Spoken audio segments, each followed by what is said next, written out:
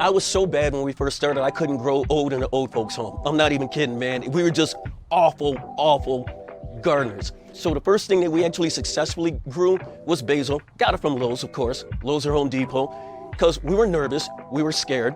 And we got traditional gardening in ground gardening. We did that for 2 years. We got pretty decent at that. And then I started looking into hydroponics. We ended up getting a cheap hydroponics rig for $50 off of Facebook Market. None of the crap worked on it, but it gave me an idea of how the systems work.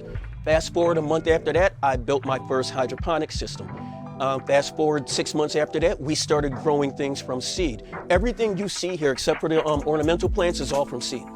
Plant that first seed. Like literally, depending on what you want to do, I would always recommend start with traditional gardening. I mean, a good test if you actually want to garden or not are mung beans and quick sprouting plants. Because if you can't change the water out 3 times a day, maybe gardening is not for you. It's so easy, and it's a super green. It's a super green, it's so healthy for you. If you actually want to do it, and you got that spark in you, just take that first step.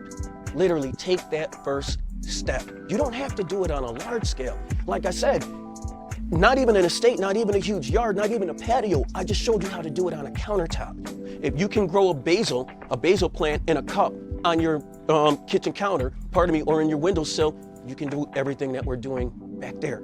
Don't be intimidated, think big, and think outside of the box. What's up, y'all?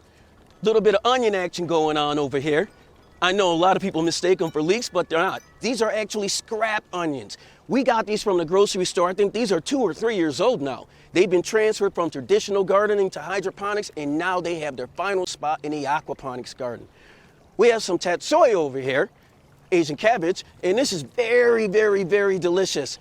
We also have the super green kale. My wife likes to make her little kale shakes, and you know, her green shakes, her smoothies. And this comes in handy. Also, I love making kale chips, but that's a whole different video. This is our super green, and this is New Zealand spinach. Well, in New Zealand, it's just known as ice plant. And if you look at the backside, you'll actually see crystals on it.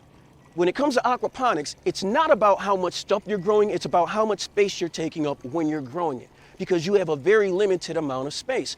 This entire beautiful New Zealand spinach plant only takes up about this much space in its aquaponics tank. Literally less space than one of these onion plants right here. We get to the lower grow bed, and here's where we'll actually have our starter plants. The beauty of aquaponics is the plants grow about 3 times as fast as they normally would, and they grow 3 times as big. Just take a look for yourselves. I was born and raised in the ghetto. It was kind of rough where I'm from. I think we got like 38 or 40 cleared nights a year, so the sky's always gray. Raised by a single mom, she raised me and my brothers. I love my mom to death. She fostered my imagination because there wasn't much.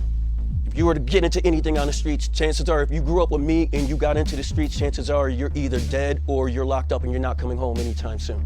We didn't have much for opportunity, so it was all on imagination. And I always wondered what it would be like to live on the moon and to live on Mars.